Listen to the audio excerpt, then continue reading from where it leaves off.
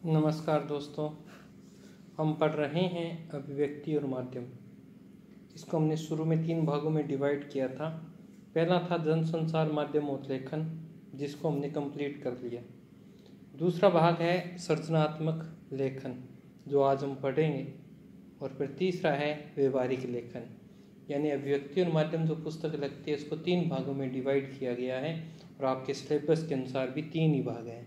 पहला जनसंचार माध्यम और लेखन, दूसरा है सृजनात्मक लेखन और तीसरा है व्यवहारिक लेखन। तो एक को हमने कंप्लीट कर लिया, दूसरा हम पढ़ने जा रहे हैं और आशा करते हैं कि आज इसको हम पूरा कर देंगे। अब देखिए, सृजनात्मक लेखन क्या होता है।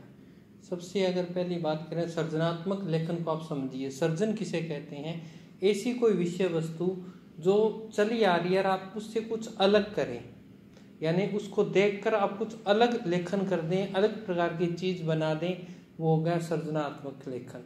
ठीक है, यानी अपने अंदर आत्मा से उसके अंदर कोई चीज मिलाकर आप कोई नई चीज का सर्जन करते हैं, उसे सर्जन करना कहते हैं।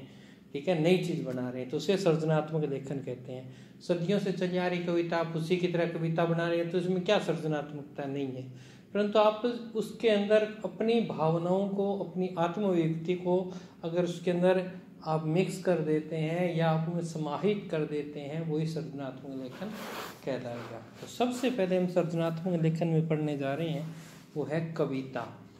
ठीक है, कविता जो होती है, पहले तो इसका जो मुख्य जन्म ही देख लेते हैं कि वो किस प्रकार से हुआ है। तो कविता का जन्म देखिए वाचिक परंपरा के अंतर्गत ही हुआ है। वाचिक परंपरा क्या होती है, सिर्फ पढ़ने के लिए, ध्यान रखिएगा। वाचिक यानी पहले बोला जाता था और जनता सुना करती थी, है ना। तो रचनाएं, कविताएं आपने बहुत सारी सुनी। हम छोटे हुआ करते थे, खूब लड़ी मर्दानी, वो तो झांसी वाली रानी थी, हमें मौखिक याद थी, है ना। तो ये बात आप ध्यान रखेंगे, इसका रूप कैसा था, वाचिक था।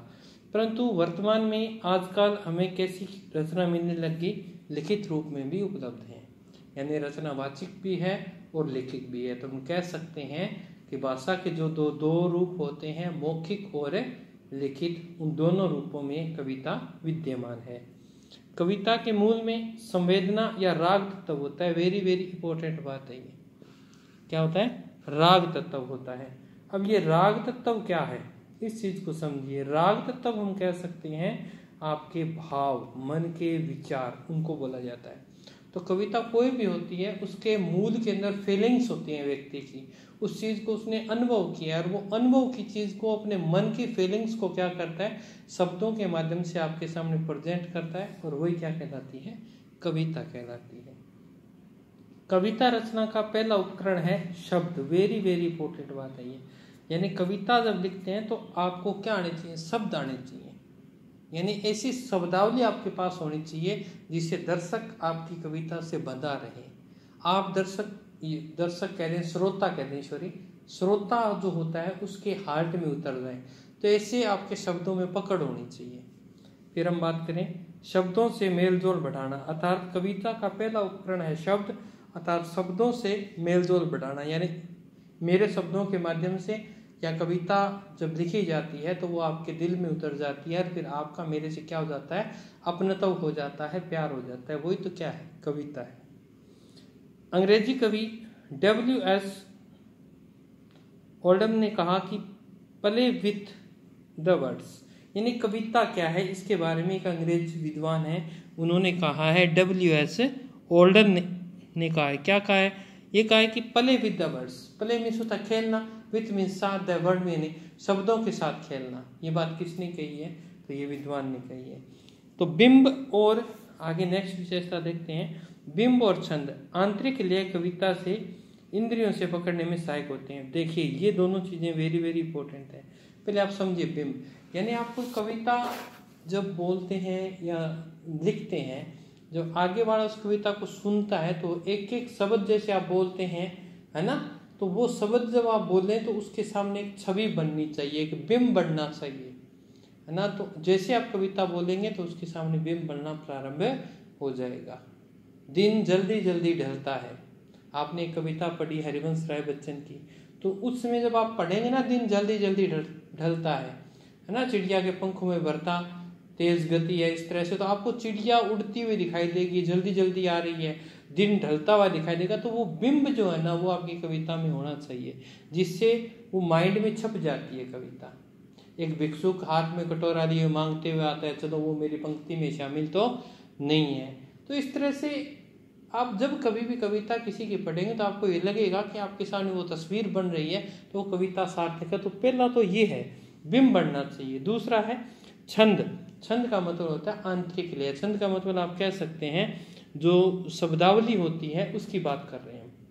शब्द चित्र होते हैं वो बिंब होते हैं, और जब छंदों के अंदर कविता की इंद्रियों से पकड़ने में सहायता होती है आंतरिक लय, यानी उसकी तुक मिलना या उसके शब्दों में इतनी प्रगाढ़ता होना, रस, छंद, लय, ताल, स्वर, कब ऊंचा होगा कब नीचा होगा, तो ये सब चीजें क्या होती हैं एक कविता के अंदर महत्वपूर्ण तत्व होते हैं। तो ध्यान रखिए, पहला होता है शब्द, दूसरा होता है बिंब और तीसरा होता है छंद।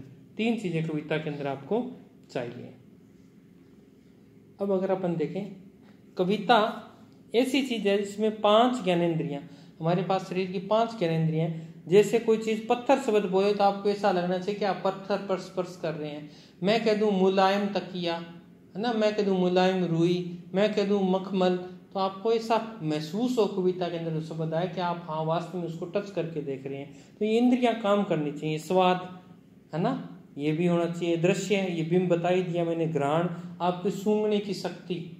जैसे आप मोहनजोदड़ो सभ्यता स्थल पर जाते हैं और वहाँ फूटी हुई रसोई देखते हैं, जैसे आप रसोई में घुसते हैं तो आपको खाने की खुशबू आती है।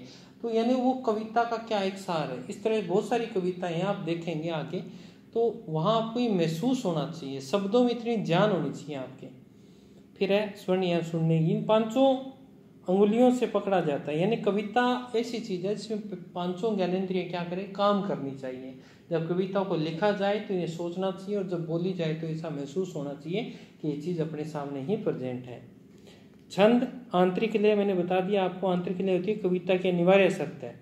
मुक्त छंद कविता लिखने के लिए भी अर्थ की लय का निर्वहन होना जरूरी है। जी, आपको जरूरी नहीं आप दोहा, है ना, रोड़ा, उलाला, हरि गीतिका, गीतिका छंद में लिखे, नहीं, कोई जरूरी नहीं है। मुक्तक छंद में भी अगर लिख रहे हैं तो आपको व्याकरणिक ज्ञान होना जरूरी है, उसके अंदर लय ताल रखना जरूरी है। कब शब्द को धीमा पढ़ना है, कब शब्द को ऊंचा उठाना है, कब उसकी लय को नीचा रखना है, कब समांतर चलना है, तो ये चीज आपको आनी चाहिए। फिर कह रहा है कविता के सारे घटक परिवेश और संदर्भ से संचालित होते हैं। वेरी वेरी इंपॉर्टेंट बात है ये।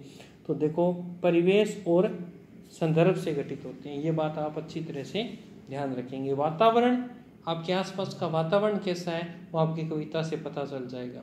आप किस संदर्भ में कविता कर रहे हैं ये भी आपको मुख्य विषय ध्यान रखना है, क्योंकि आपकी कविता उस चीज़ की पहचान ऑटोमेटिक ही करवा देंगी। तो अब तक हमने क्या पढ़ा है, सबसे पहले कविता के लिए में क्या जरूरी है, शब्द जरूरी है, ये पढ़ाना।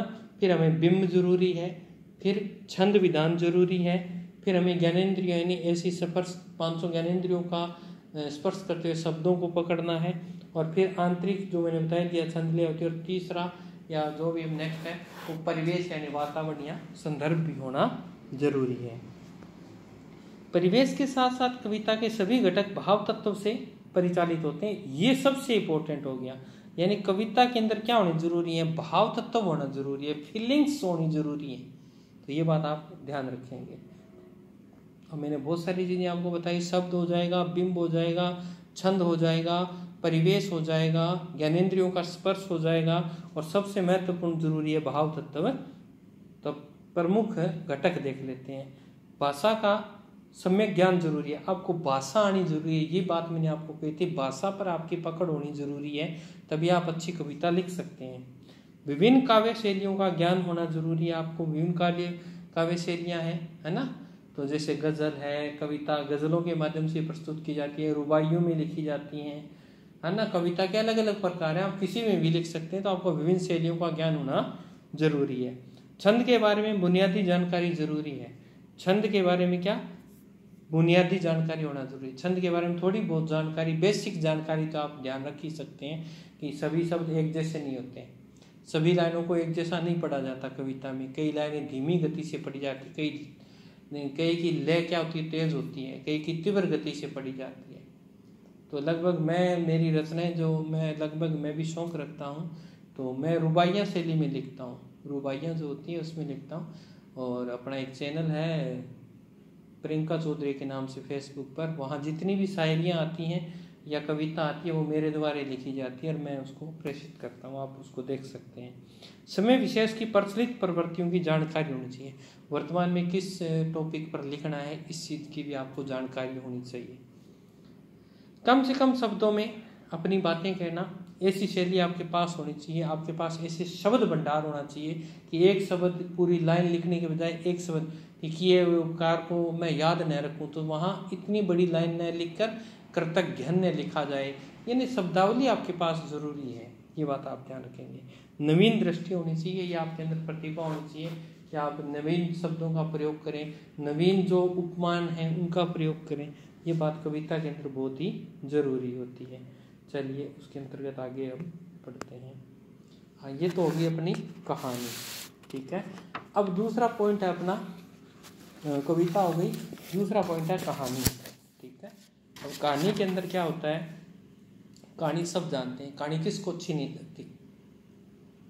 हम बचपन से आज तक कहानी सुनते आए हैं, कभी दादी सुनाया करते थे, कभी नानी सुनाया करते थे, और हम मिलते नहीं थे, हमें कहानी सुनते सुनते को नींद आ जाती थी, है ना। और कोई आदमी जब कभी भी किसी बात को कहता तो आज तेरे को एक बात बताता हूँ, तो वो कहानी के माध्यम से, मैं यार यहाँ से गया सुबह और मेरे को वहाँ मिला, यानी होता उसमें कुछ नहीं है, पर वो कहानी के माध्यम से प्रेजेंट करता तो हमें उत्सुकता रहती है कि इसमें क्या होगा।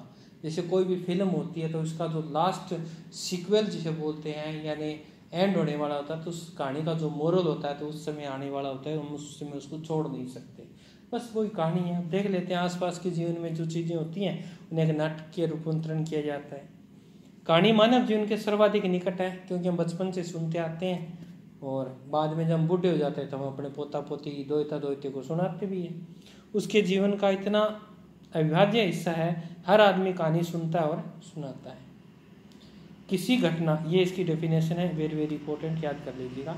कोई भी घटना, कोई भी पात्र या समस्या को क्रमबद्ध ब्यौरा यानी पूरे तरीके से बताना विश्लेषण के साथ, जिसमें परिवेश हो यानी वातावरण हो, द्वंद्व हो, ये इंपॉर्टेंट बात है, ध्यान रखना, कॉन्फ्लिक्ट होना जरूरी है। यानी अगर कहानी के अंदर द्वंद्व नहीं होगा तो कहानी आगे बढ़ती नहीं। कहानी के अंदर दो किरदार होते हैं, एक नायक होता है और एक खलनायक होता है। जब तक दोनों ही नायक होंगे तो कहानी आगे बढ़ेगी कैसे। ये सत्य और झूठ दोनों चलते हैं, है ना। एक अच्छा होता है एक बुरा होता है, अगर दोनों ही अच्छे होंगे तो कहानी बनेगी कैसे। तो यानी एक अच्छे बुरा होना जरूरी है, ये द्वंद्व होना जरूरी है। अगर मान के चलो कोई भी फिल्म आप देख लीजिए, अगर कोई फिल्म देखें, हम शोले फिल्म की बात करें, आपने शोले फिल्म की स्टोरी देखी होगी। अगर उसमें गब्बर सही किरदार होता, गब्बर उस ठाकुर के साथ दुश्मनी नहीं रखता, तो क्या कहानी आगे बढ़ती? नहीं बढ़ती। हमने बहुत सारी कहानियाँ देखी हैं। अगर हम फिल्म देखें दिलवाले दुल्हनिया ले जाएंगे, उसमें अगर अमरीश पुरी काजोल को शाहरुख खान के साथ भेज देता तो क्या फिल्म आगे बढ़ती? नहीं बढ़ती। तो यानी द्वंद्व होना जरूरी है। द्वंद्व का अर्थ है दो पात्र होंगे, दोनों के विचारों में क्या होगा? मतभेद होगा, उसे हम द्वंद्व कह सकते हैं, कॉन्फ्लिक्ट कह सकते हैं। तो ये सबसे महत्वपूर्ण इसका भाग माना जाता है, किसका? कहानी का।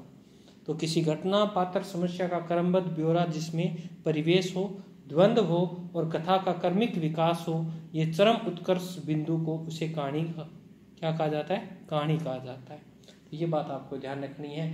नायक जो होता है वो खलनायक को क्या करता है? धीरे धीरे उसको बंद करता जाता है और उसको सुधार देता है अंत में, या उसको मार देता है या सुधार देता है। अब आप अपने पात्र, अपने जो सिलेबस में लगती है कफन कहानी, ये देखिए। अगर कफन कहानी की बात करें तो कफन कहानी के अंदर अगर जैसे जो माधव था उसकी पत्नी मर जाती है, 1 साल शादी को होता है, उसकी पत्नी मर जाती है, वो दोनों बाप बेटे क्या करते हैं? शराब पीते हैं। अब मर जाती है तो फिर अगर उस पात्र में अगर देखें, दोनों क्या हैं? खलनायक की भूमिका में है ना। और वो गांव वालों से पैसे मांगते हैं। जमींदार अगर पैसा नहीं देता तो क्या कहानी आगे बढ़ती? नहीं बढ़ती। तो द्वंद्व है ना। तो जमींदार ने भलाई के लिए दिया, परंतु उन्होंने इस भलाई का क्या उठाया? नाजायज फायदा उठाया, वो उन्होंने शराब पी ली। तो कफन कहानी है, ये भी क्या? एक द्वंद्व थी। तो द्वंद्व होना कहानी के अंदर क्या है? बहुत जरूरी है। आप किसी भी कहानी को देख लीजिए, है ना, तो ये आपको ध्यान रखना है। चलिए नेक्स्ट, कहानी के मुख्य तत्व क्या क्या है। यहाँ से प्रश्न हर बार पूछा गया और अब की बार भी पूछा जाएगा। तो कहानी का पहला जो मुख्य तत्व होता है तो वो होता है कथानक। कौन होता है? कथानक। इसे हम कथा वस्तु भी लिख सकते हैं। बोर्ड जाने के लिए आपको दे देगा कथा वस्तु, तो ध्यान रखिएगा इसे कथा वस्तु भी बोला जाता है। यानी कहानी का केंद्रीय बिंदु कौन होगा? कथानक होगा, जिस पर पूरी कहानी चलेगी, जो कहानी को आगे लेकर चलेगा वो कथानक होता है या कथा वस्तु होती है। कहानी का वह संक्षिप्त रूप जिसे प्रारंभ से अंत तक सभी घटनाओं और पात्रों का उल्लेख किया गया हो। यानी पहले शुरू में माइंड में क्या आता है? कोई पात्र आता है, या माइंड में एक दिमाग में एक बात आती है कि यार समाज के अंदर लोग ये जो शराब पीते हैं, इस शराब पीने के बाद में उनकी मानवता मर जाती है क्या?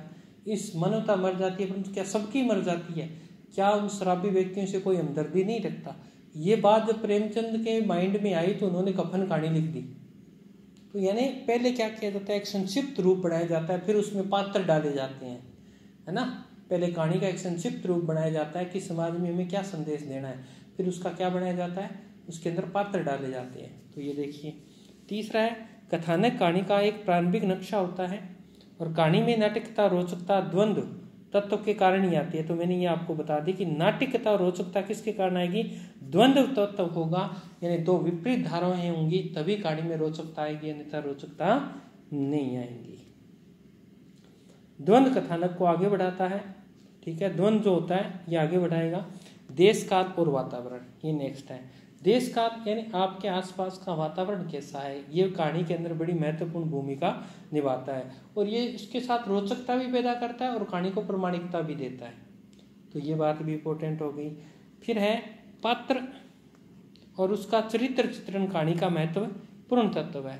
तो कहानी के अंदर पात्र होंगे, मैंने बताया था, उनका चरित्र कैसा है। अब जमींदार का चरित्र दयावान था, परंतु निर्दयी कौन थे? माधव और उसका बाप निर्दयी थे। तो यानी कफन कहानी को लेकर मैं आपको समझाने का प्रयास कर रहा हूँ कि कफन कहानी में से प्रश्न आ सकता है। पिछली बार प्रश्न आया कि बुद्धि माधव के जो शादी हुई थी उसको कितना वर्ष के बाद उसकी पत्नी मर गई थी? 1 साल बाद में, ठीक है। तो ये मैं साथ में कफन कहानी भी आपको थोड़ी थोड़ी याद करवा रहा हूँ। कहानी के पात्रों के संवाद बड़े, यानी संवाद का मतलब डायलॉग होने जरूरी है। अब ये भी प्रश्न आ गया, डायलॉग कैसे? जैसे वो कफन के जो पैसे गांव वाले 5 रुपए इकट्ठा करके देते हैं, वो जाके शराब पीते हैं, सारी शराब पी जाते हैं, पर खूब खाते हैं बाप बेटे दोनों, और फिर कहते हैं कि आज जो मेरी पत्नी, उसकी माधव की जो पत्नी थी वो मर जाती है, तो वो कहता है कि उसकी आत्मा को स्वर्ग मिलेगा, क्योंकि उसने आज हमारी आत्मा को क्या कर दिया? तृप्त कर दिया है, तो इसका पुण्य भी उसको लगेगा। तो ये जो डायलॉग है, ये सबसे बड़ा कहानी का सबसे बड़ा डायलॉग यही था। तो यानी संवाद जो शैली होती है वो बड़ी महत्वपूर्ण होती है, ये बात आप ध्यान रखेंगे। क्लाइमैक्स या चरम उत्कर्ष कहानी का प्रमुख तत्व माना जाता है। तो लास्ट का जो क्लाइमैक्स होता है वो बड़ा ही इंटरेस्टिंग होता है। जब कोई फिल्म चलती है तो हम उसे अंत तक न देख लें तब तक उसे छोड़ते नहीं हैं, तो ये बात आप ध्यान रखेंगे। उसके बाद की बात करें, अब देखिए, अच्छा ये तो हो गया। अब मैं यहाँ पर कुछ चीज़ें लिखने जा रहा हूँ जो आपको याद रखनी है। अब कहानी के अंदर क्या क्या चीज़ें हैं, पूर्व में जो पेपर में आया है वो चीज़ें मैं लिख रहा हूँ। वो आपको पूछ सकता है कहानी के अंदर क्या क्या तत्व होते हैं। तो पहला मैंने आपको बताया था, पहला याद रखना है कथा वस्तु। आप लिख सकते हैं इसको, कथा वस्तु कह सकते हो आप इसे, या कथानक कह सकते हो, ठीक है। कथानक मैं साथ साथ इरेज कर दूंगा, तो पहला आप याद लिख लीजिएगा। दूसरा है, पहली होगी कथा वस्तु या कथानक बोलेंगे। दूसरा चरित्र चित्रण, चरित्र चित्रण यानी जो पात्र होते हैं उनका क्या करना है? चरित्र चित्रण, किस प्रकार का पात्र है। तो दूसरा हो जाएगा, कहानी के 6 तत्व माने जाते हैं। पहला है, मैंने सबसे जो महत्वपूर्ण बताया वो कथानक को बताया, कथा वस्तु। दूसरा है चरित्र चित्रण, और चरित्र चित्रण किनका? पात्रों का और घटनाओं का। तीसरा होता है कथोपकथन। कथोपकथन किसे कहते हैं? जो अभी बता के गया था, संवाद यानी डायलॉग को बोला जाता है, संवाद को बोला जाता है। तो ये चीज़ आप नोट कर लेंगे। तो पहला कथा वस्तु, कथानक, चरित्र चित्रण, कथोपकथन या संवाद। फिर आता है देश काल, देश काल या वातावरण लिख सकते हैं आप इसको। तो ये 4 चरण हो गए वातावरण। तो 4 हो गए ना, इसके आवश्यक तत्व हो गए कहानी के। तो कथा वस्तु, कथानक, चरित्र चित्रण, या इसे आप पात्र लिख सकते हैं, कथोपकथन, संवाद, देश काल या वातावरण। फिर 5वें की बात करें तो 5वां आप लिखेंगे यहाँ पे भाषा शैली। आपकी भाषा शैली कैसी है, ठीक है।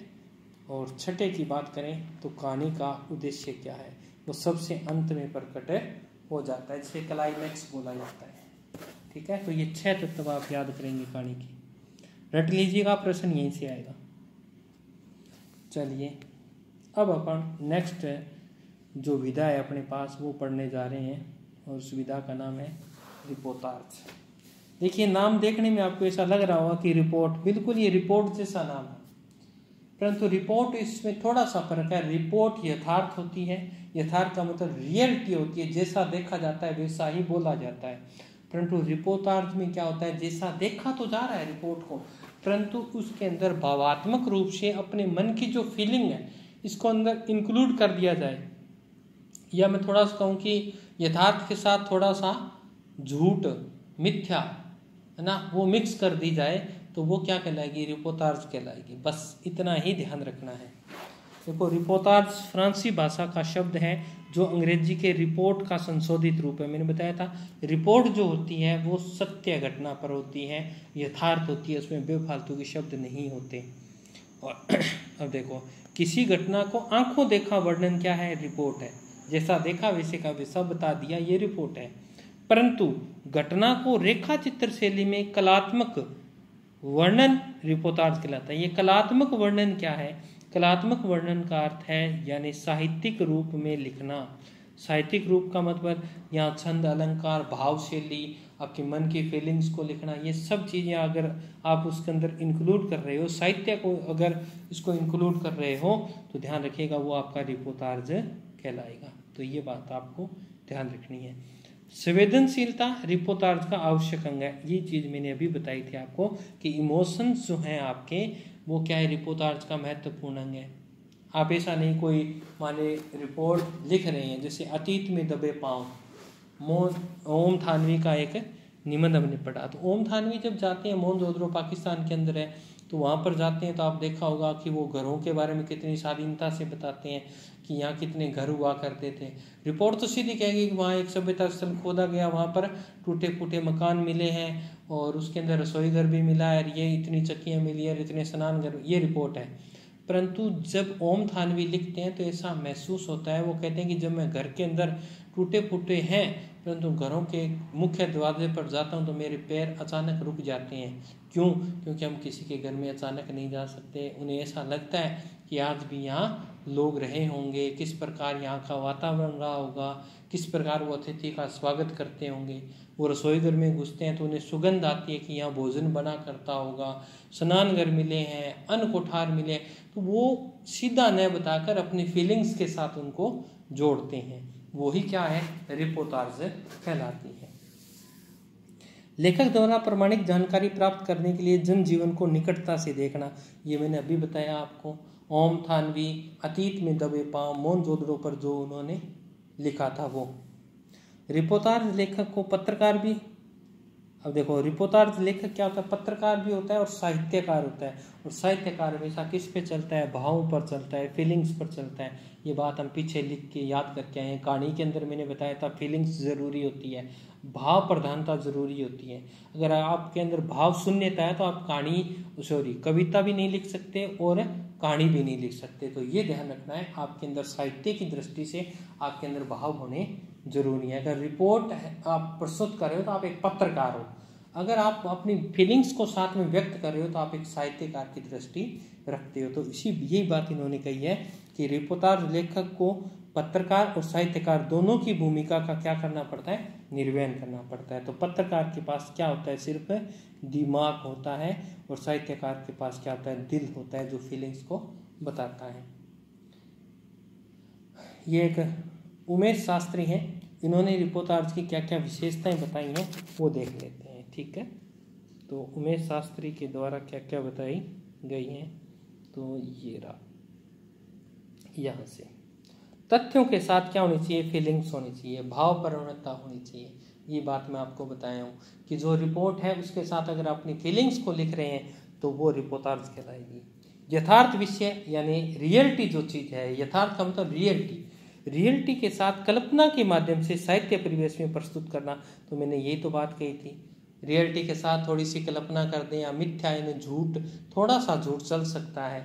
ये मान लो आप 80% सत्य लिखें, 20% कल्पना के माध्यम से लिखेंगे तो वो रिपोर्टाज कहलाएगी। ऐसा नहीं कि आप सारी झूठ ही झूठ लिखते जाएं, ऐसा नहीं होता। परिवेश में प्रस्तुत करना, साहित्यिक परिवेश में प्रस्तुत करना, इस विधा की कोई सीमा नहीं होती। जैसे रिपोर्ट होती है उसकी एक सीमा होती है कि 200 शब्दों में अपनी रिपोर्ट प्रस्तुत करें, तो जो रिपोर्टाज होती है उसकी कोई शब्द सीमा नहीं होती, वो कितनी लंबी लिखी जा सकती है। बाह्य स्वरूप की अभिव्यक्ति अधिक और आंतरिक की कम होती है, बस यही विशेषता पूछी गई थी। पूर्व के पेपर में जो ये प्रश्न आया तो ये पूछा गया कि रिपोर्टाज जो होती है उसके अंदर बाह्य स्वरूप की अभिव्यक्ति क्या होती है, यहाँ उसने बदल दिया, यहाँ कम लिख दिया और इधर अधिक लिख दिया।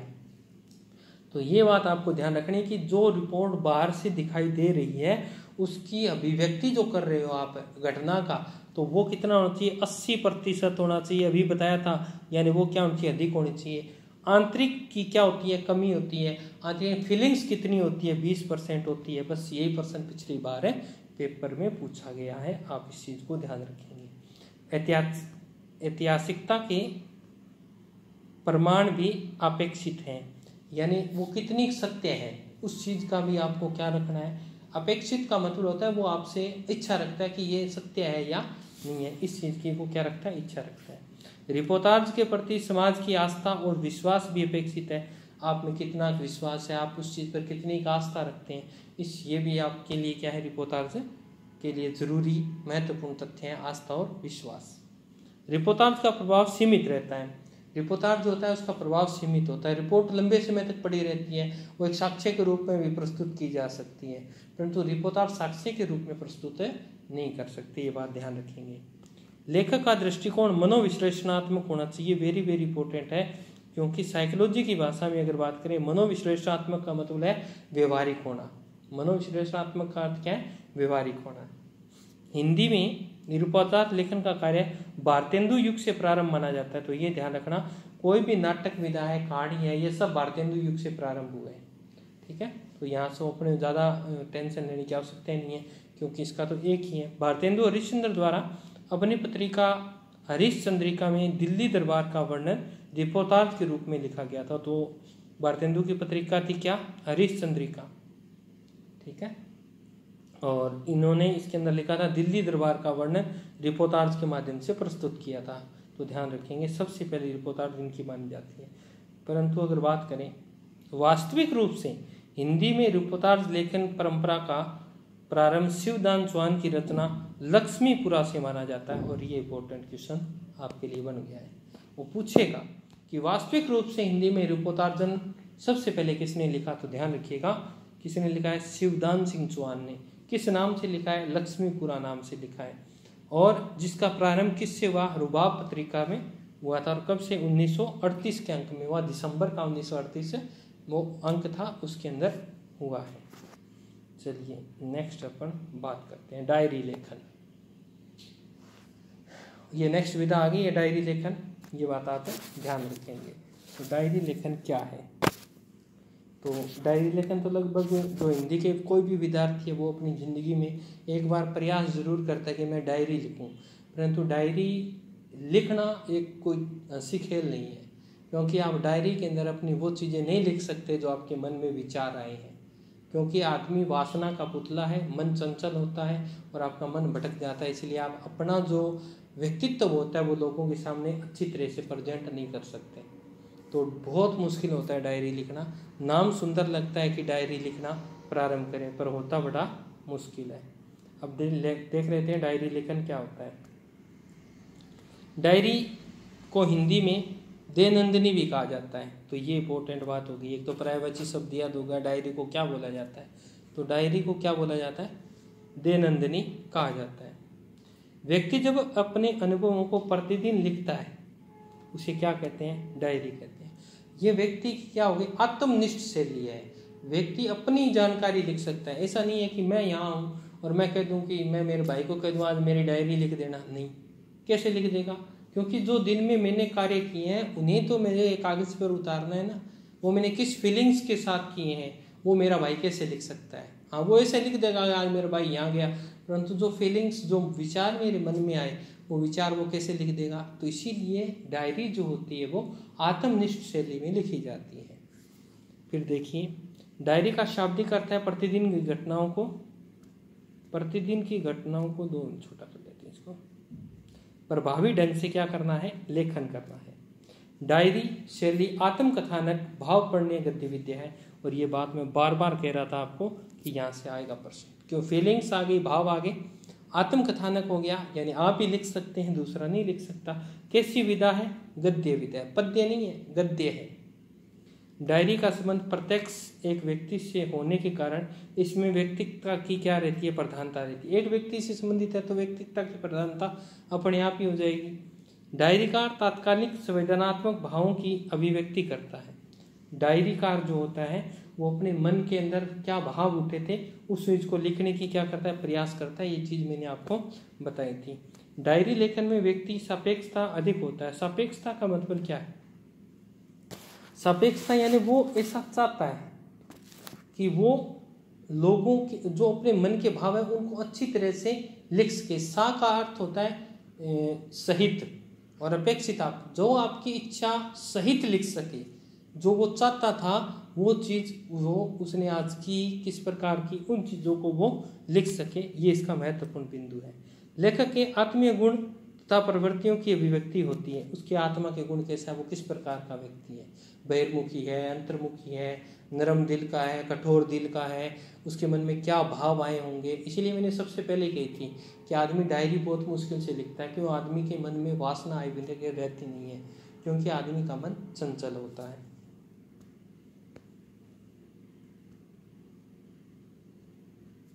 फिर देखिए, डायरीकार लेखन में समय और स्थान के संदर्भ को भी अपनी अभिव्यक्ति देता है कि आज मैं फलाना जगह गया, आज मैं वहाँ गया, वहाँ मैंने इनको देखा, ये देखा, वो देखा, उनको देखकर मन में ये भाव आए। ये सब चीज़ें उसको लिखनी होती हैं।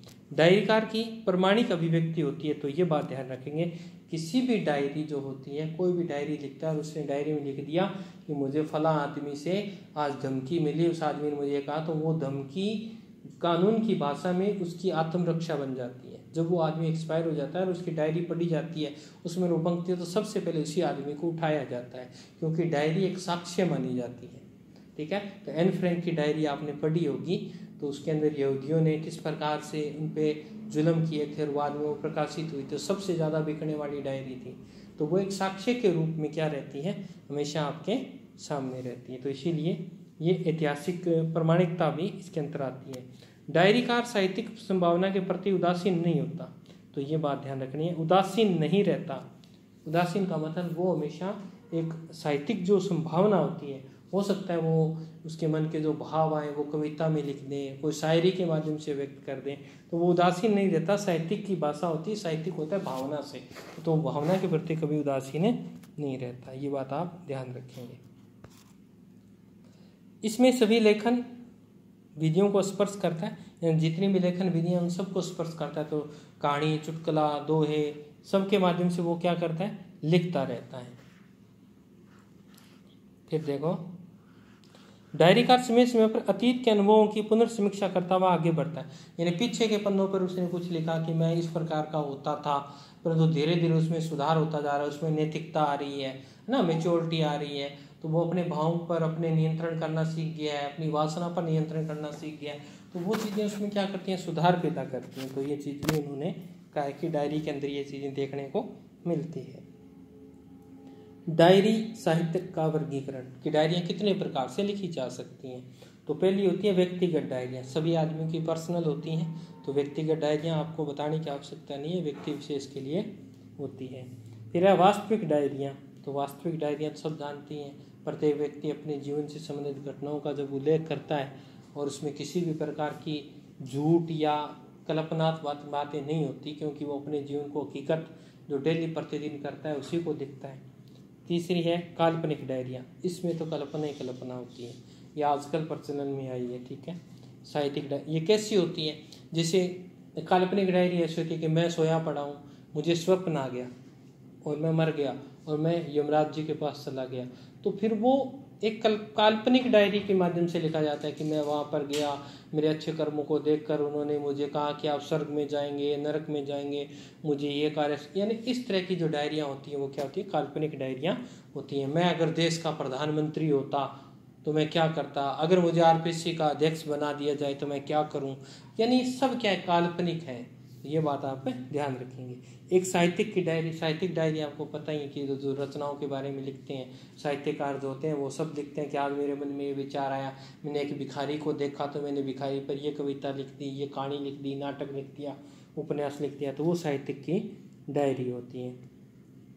डायरी विधा के विकास में अजीत कुमार और लक्ष्मीकांत वर्मा की भूमिका महत्वपूर्ण रही है। ज्ञानोदय पत्रिका में इस विधा की समृद्धि में सर्वाधिक योगदान दिया। तो डायरी विधा के लिए सर्वाधिक जो योगदान किसी पत्रिका का रहा है तो वो कौन सी है, ज्ञानोदय पत्रिका का है। और आज का अंतिम और अपने दूसरे पार्ट का अंतिम बिंदु है साक्षात्कार अर्थात इंटरव्यू, यानी भेंट वार्ता इसको बोला जाता है। हाँ, अंतिम ही है क्योंकि कल से हम इसको व्यवहारिक लेखन प्रारंभ कर देंगे। साक्षात्कार यानी इंटरव्यू। साक्षात्कार क्या होता है, जिसमें साक्षात्कार देखो तब तक नहीं हो सकता जब तक दो व्यक्ति आमने सामने नहीं होते।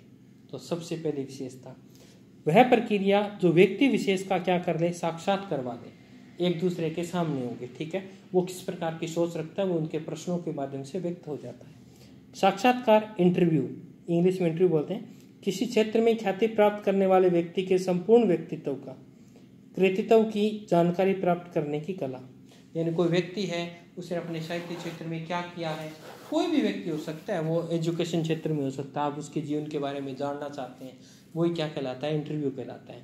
वो जब तक नहीं हो सकता जब तक आप आमने सामने नहीं है। तो ये बात आप ध्यान रखेंगे। कृतित्व क्या होता है, उसके द्वारा जितनी भी चीजें लिखी गई हैं उनके बारे में जानकारी, आपने ये चीज किस प्रकार लिखी, आपके मन में इसे कैसे आया, इन चीजों की जानकारी जब ली जाती है, किसी व्यक्ति के विशेष से पूछा जाता है तो अपने जीवन के अनुभवों को शेयर करता है, और वो शेयर करना ही क्या है, साक्षात्कार है, इंटरव्यू है, ठीक है। रेडमा हाउस शब्दकोश के अनुसार साक्षात्कार उस वार्ता और भेंट को कहा गया है जिसमें संवाददाता यानी पत्रकार या लेखक किसी व्यक्ति या किन्हीं व्यक्तियों के सवाल जवाब के आधार पर किसी समाचार पत्र में प्रकाशन के लिए अथवा टेलीविजन में प्रसारण के लिए सामग्री एकत्रित करता है। तो बहुत बढ़िया बात की है इन्होंने क्या किया, रेडमा हाउस शब्दकोश, एक शब्दकोश है रेडमा हाउस नाम से एक शब्दकोश आता है, डिक्शनरी आती है, उसमें क्या कहा गया है कि साक्षात्कार किसे कहा जाता है, कि साक्षात्कार उस वार्ता या भेंट को कहा जाता है जिसमें कोई भी संवाददाता, ठीक है, या कोई पत्रकार या लेखक किसी व्यक्ति विशेष का, यानी आप मेरा इंटरव्यू ले सकते हैं जो उस क्षेत्र में क्या हो, सक्सेस हो, ठीक है। आप अमिताभ बच्चन का इंटरव्यू ले सकते हैं, आप विराट कोहली का इंटरव्यू ले सकते हैं, उस क्षेत्र में वो क्या हो, विख्यात हो या कोई विशेष हो, किसी व्यक्ति के सवाल, उसके जो सवाल होते हैं, उनके जवाब होते हैं, उनको क्या करेगा, आधार बनाकर किसी समाचार में प्रकाशन के लिए या टेलीविजन में कोई कार्यक्रम प्रस्तावित कर देगा, सामग्री एकत्रित करता है। जैसे कपिल शर्मा शो आता है तो उसके अंदर बहुत सारे लोग आते हैं, उनके अंदर वो इंटरव्यू तो लेता है और क्या करता है, ठीक है। तो ये बात आप ध्यान रखेंगे कि इस प्रकार इंटरव्यू होता है। बड़े बड़े नेताओं के लगभग इंटरव्यू आते हैं कि आपने अपने करियर की शुरुआत कहाँ से की, आपकी इस तरह रुझान कैसे हुआ, तो ये बात आप ध्यान रखेंगे। फिर उसके बाद में है आपके पास है कन्हैयालाल मिश्र प्रभाकर ने साक्षात्कार के लिए अंतरव्यू शब्द का प्रयोग किया है।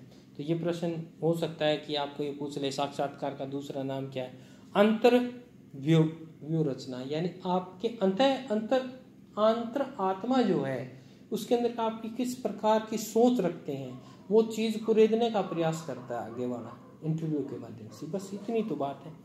साक्षात्कार के प्रकार कौन कौन से, तो प्रतियोगी परीक्षाओं के लिए साक्षात्कार जैसे आरएस वगैरह होता है, या कॉलेज लेक्चरर का जो इंटरव्यू होता है तो उसमें आपके विषय से संबंधित चीज़ें पूछी जाती हैं, या आपके पर्सनैलिटी डेवलपमेंट के बारे में पूछा जाता है, तो ये भी एक प्रकार है। दूसरा है जनसंचार माध्यम में उपयोगी साक्षात्कार, ये किसी भी व्यक्ति का लिया जा सकता जो उस क्षेत्र में विशेष योग्यता रखता हो।